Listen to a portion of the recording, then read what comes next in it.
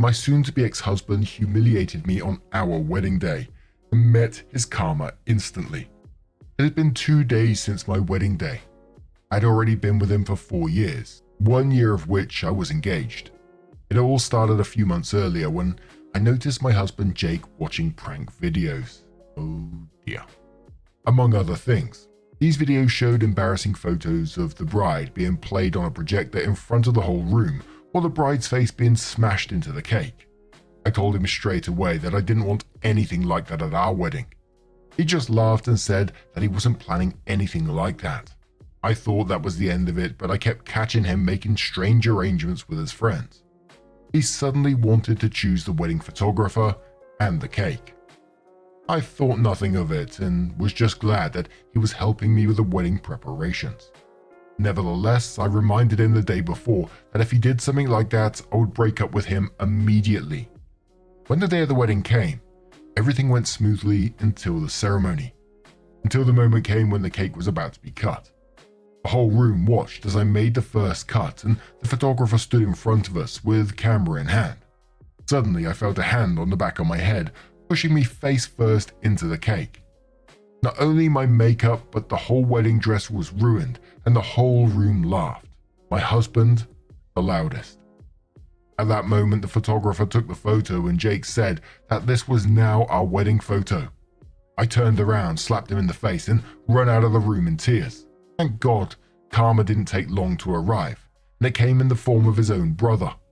I ran to the toilet and started crying when I suddenly heard loud shouting from the hall. It was his brother Frank. I could barely understand what he was saying, and when I left the toilet, he was waiting for me. He told me that Jake had something to tell me. Jake was shaking and apologized without looking me in the eye. Frank told him to look me in the eye and apologize again. Even I was a bit scared of Frank at that moment, because I had always thought of him as a kind and gentle man. I'd never seen him angry before. Jake apologized again, and then Frank led us back into the hall, which was suddenly very quiet, and most of our families looked down at the floor a little embarrassed. The festivities were cut short, and I was taken home by Frank because I was too angry with my husband, and I didn't want to see him. During the ride, Frank apologized for blowing up like that. He explained that my husband was horrible, even back when he was a brother, and used every special occasion to humiliate Frank. When it was Frank's birthday, my husband would throw his cake at him and break his presents. But back then, their parents always brushed it off by saying that's just how brothers behaved. So he had to endure every humiliation. But when he saw my husband bury my face in the cake, he was fed up because he realized that my husband was just a bad person who got his satisfaction from humiliating others.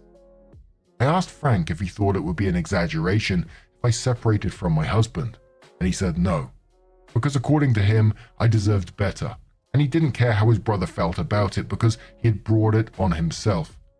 And he told me that if I needed help collecting my things, he would help me and gave me his number.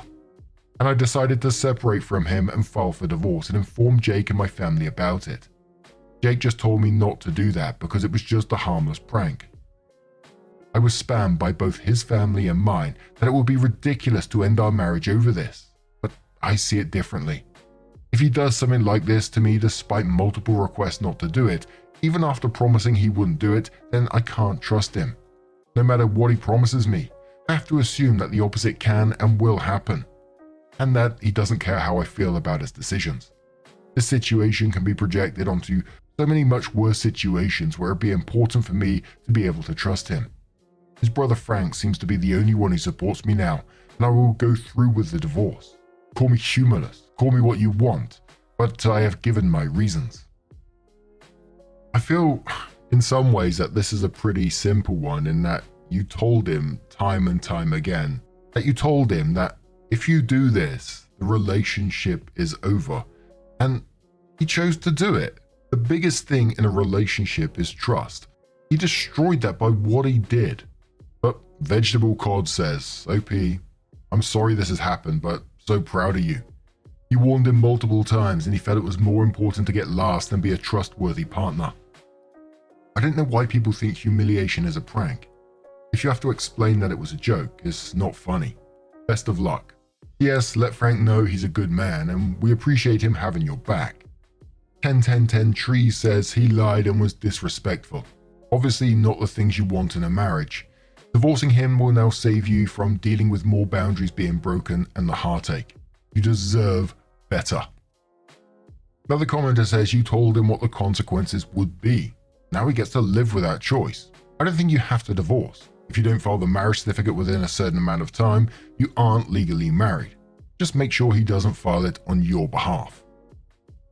Susie says, I'm in the UK and don't think we do the smash the cake in the face prank here. If we do, it's a new thing that's come over from the US.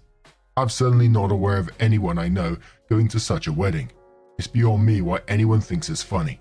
I think it's very cruel, rude, and a waste of a lot of money when you factor in the cost of cake, clothing, hair, makeup, etc. I'd divorce him too. Oh, I just had a little flashback of a video I saw online once of there's this couple that just got married, they're just cutting their cake at the front of everyone, you know, tables all around, everyone's watching, taking photos and stuff, and then this guy who's absolutely pissed up, drunk, comes up and he just like grabs a big chunk of the cake and starts trying to, I can't remember if he's trying to shove it in their face or chuck it at them, and the groom's just like, what the hell, and then floors him. It's like, it's a wild one. But OP did update their post and said, many of you asked for an update, so here it is. Read the original post if you haven't already done that.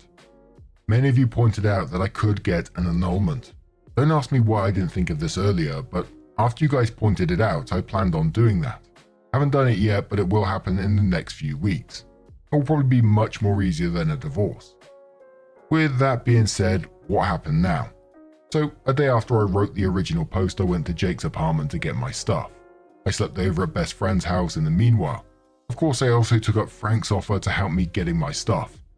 When we arrived there, he pleaded with me that it was just a prank and he didn't mean to hurt me. The only thing I could think about is how he broke my trust before and how I couldn't trust him now if he told me he didn't mean to hurt me. When he saw Frank, his face turned red and he yelled at Frank and accused him of poisoning me against him. Don't worry, Jake, you did this yourself. He argued with Frank for a while and Frank confronted him with everything he did to him during his childhood. He told Frank to grow a pair and he should forget about what happened back then. Ironic when he's the one who never changed and is just as bad as before. He constantly tried to talk to me, but Frank stood in his way and talked over him. When we left, I saw how he angrily smashed the door. Apparently, he's now spreading lies to his family that Frank tried to steal me from him. Luckily, I was able to see who he really was before it was too late. What a coincidence that after this incident, my family spammed me with messages as well about how we should talk to a therapist instead of breaking up over this. They only stopped when I threatened them to cut them off too. I also didn't plan to share this with you, but so many people suggested it that I thought I could at least ask him. So after we got my stuff, I asked Frank out, but he rejected me, telling me that he's already dating someone else. I just wanted to tell you this so you can stop asking. But honestly, I'm also kind of glad this was his answer, because it means he didn't just help me because there was a malicious intent behind it, but more because he's simply a good person. Regardless, I told him about my post here, and Frank told me he read many of your comments. He said he liked your comments and that you made his day. I thought you might want to know this. This is probably the first and last update of this. I just want to get this behind me and look forward. But thank you for all your support. Edit. If you want to call my story fake because I asked Frank out, feel free. I just acted on what many of you asked me to do, and I thought to myself that asking him once doesn't hurt anyone, and maybe led to a much healthier relationship if he said yes. I am not in the best state of mind and will now leave this account, so don't be surprised if I don't respond anymore. My story will stay here and hopefully raise awareness for many people who are in similar situations with toxic partners. No matter if they're male or female, I wish you all the best. And there was a lot of people questioning OP on asking Frank out so soon after what just happened. But what do you guys make of this situation? Let us know your thoughts down in the comments below. And let's move on to another story. And our next story comes from the entitled People subreddit with a bit of work-related stuff going on from TG Marie 137 does come with an update as well and says customer demands my personal cell number and blames me for him losing his job. I work as a claims adjuster for auto accidents. A customer filed a claim after hours and I follow up with him first thing this morning. I have no info on the vehicle other than what he reported. and I inform him there is a possibility of it being a total loss. He immediately jumps down my throat and tells me he doesn't want his car to be a total loss, and he doesn't want me to have it moved to another location for an in-person inspection. I start to discuss an alternative with him when he starts cursing at me and berating me, constantly interrupting me, telling me just to pay the claim. If it were that easy of a job, I'd be paid less and my job would be a hell of a lot easier.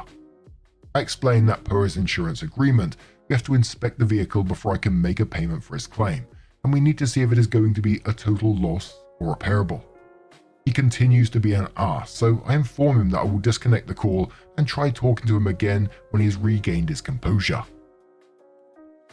I hang up and go into a meeting, and he proceeds to call our customer service line over and over and over. He harassed a total of 4 women and refused to end the call until I accepted his call. I explained I was in a meeting and wouldn't be out for at least another 30 minutes or so. He continued to stay on the line with them for a few more minutes before hanging up and calling customer service again. I finally have a chance to call him back, and I explain that we can try to work with his shop in having them submit photos so we can do a preliminary check to at least see if the car is a total loss or not. He tells me he sent me photos from the night before. I explain that there were no attachments to the emails he sent me, and that we need very specific photos to have the most accurate review.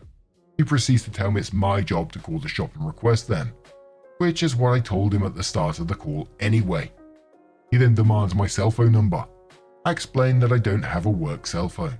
He states he wants my cell phone number to be able to reach me over the weekend. I informed him I will not be providing that info to him. He demanded a few more times before stating he wanted to talk with my supervisor.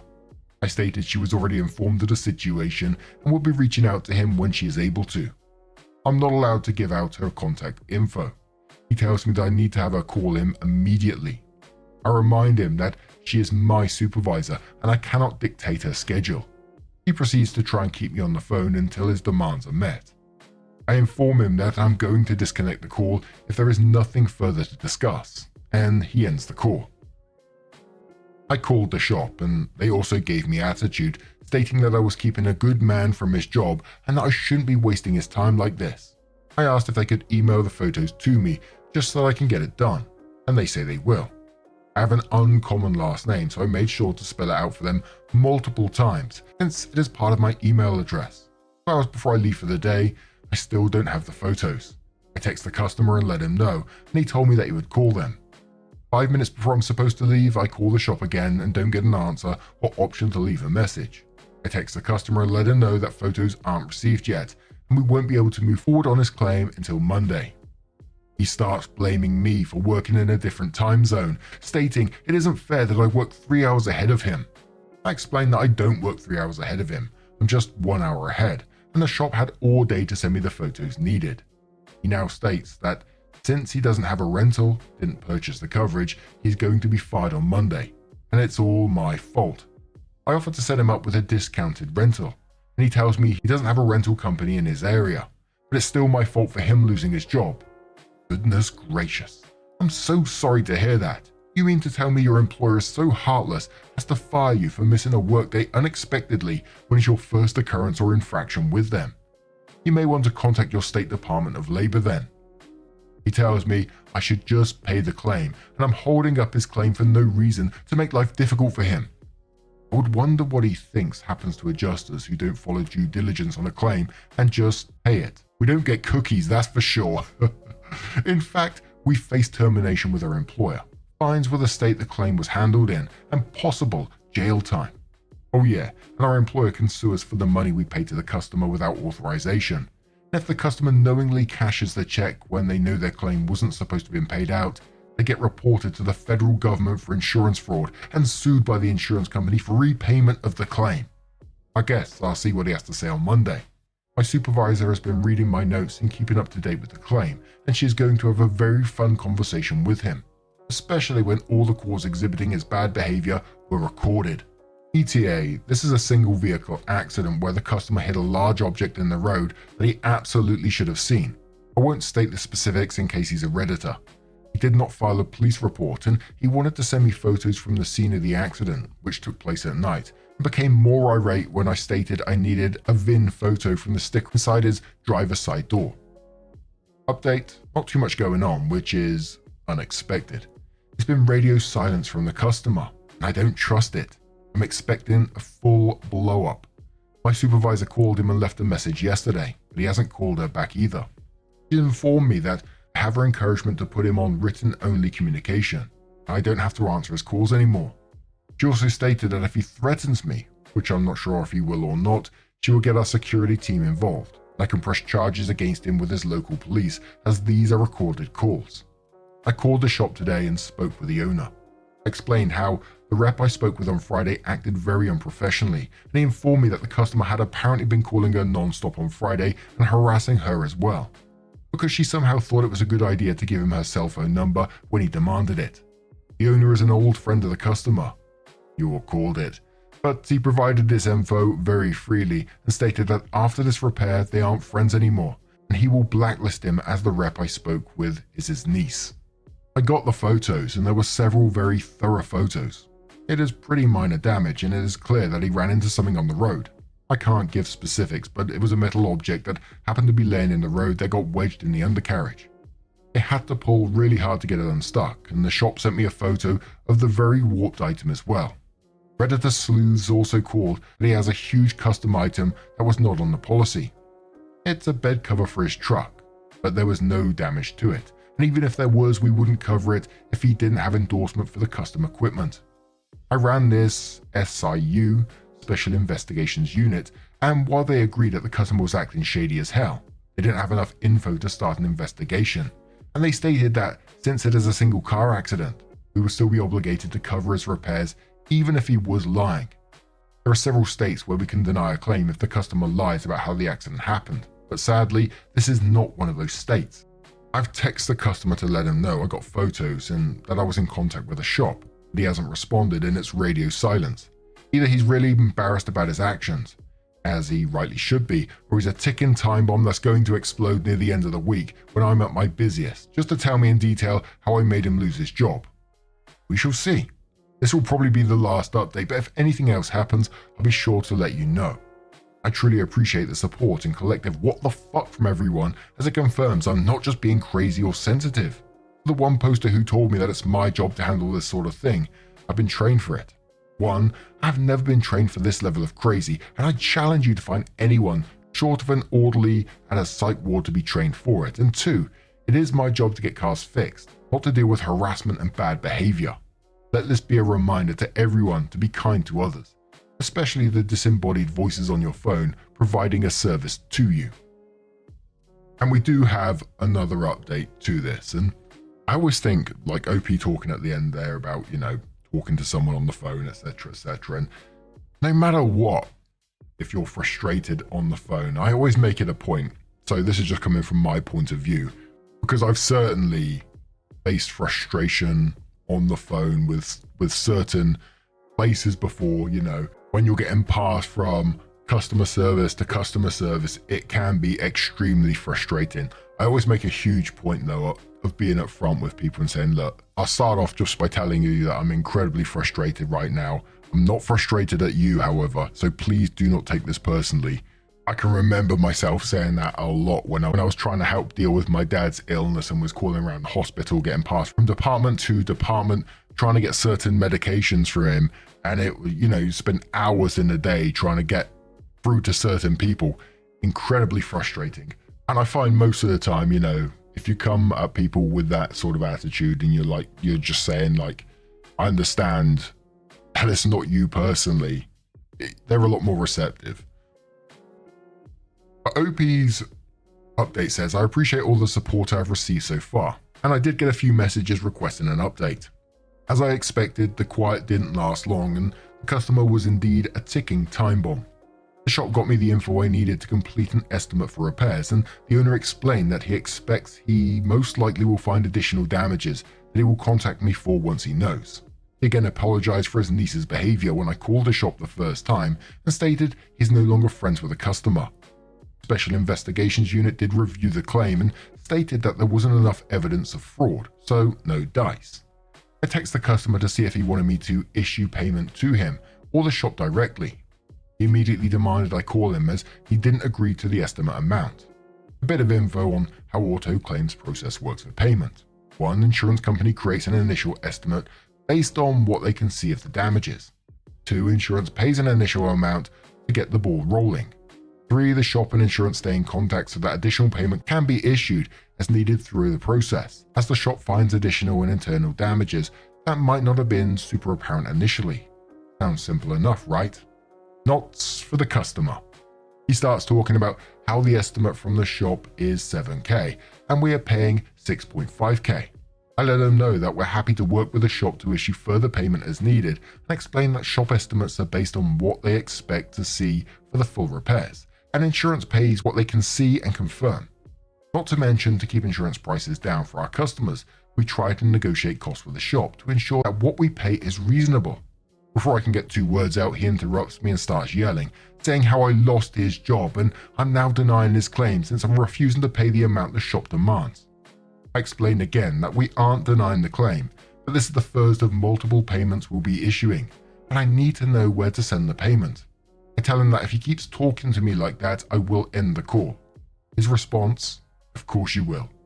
No self-awareness or apology. Acting like a toddler when he's nearly 40. I continue trying to explain, but he decides to keep talking over me and yelling at me. He starts to say shit about me as a person and my family, and I interrupt and state, "Do you want to finish that sentence for this recorded line, or who knows how many people to hear?"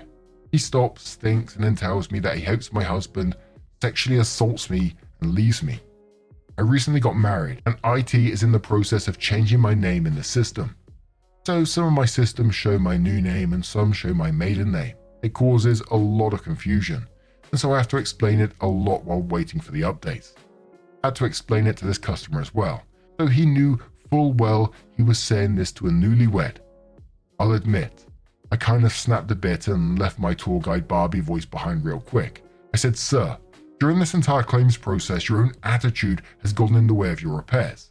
The way you have acted to me, my co-workers, and the employees at the shop is absolutely deplorable, and you should be ashamed. You haven't said a kind word to me at all, and you've been a nightmare to work with.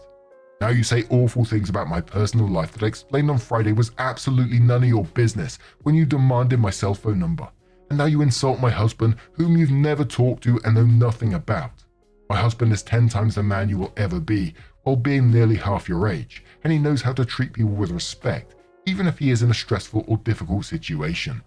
I feel awful for your wife if this is the type of man she has to deal with at home. At least my husband doesn't have to force me to have sex with him. But it's telling that is where your mind went to.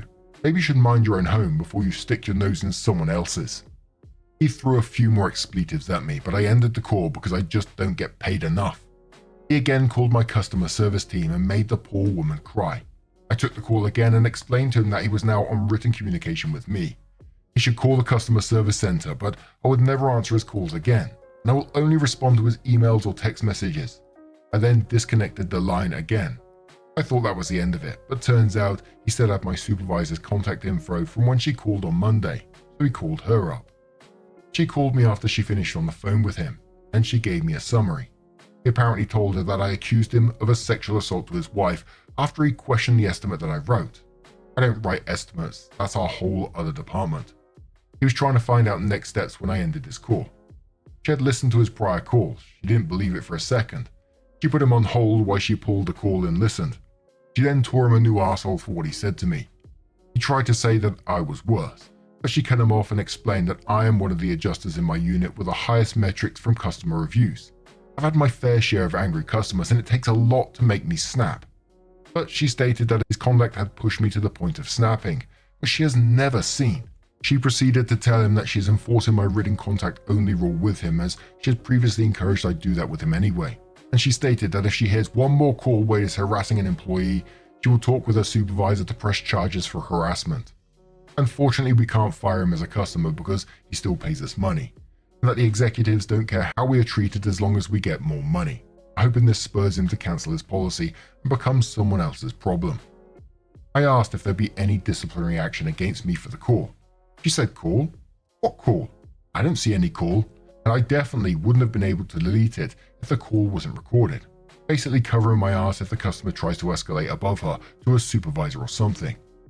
I sent a copy of the estimate to the shop and gave them instructions on how they could request more payment from us, and the customer texted to tell me to send payment to them as well. After our call, he called the shop and apparently they had a massive fight because the customer then texted me and said, "Send payment to me." The shop just pissed me off big time. So I sent the payment to him, with his lien holder included, so he has to mail the check to them to endorse and cash before they send him a new check. And of course it won't be overnighted, but by standard USPS mail both ways. I got him to close the claim, but I still don't think this is the last I'll be hearing from this guy. I provide more updates as they come, but thankfully I don't have to talk to him again. Thanks again for all the support on this. It's nice to know I'm not crazy or expected to be a doormat.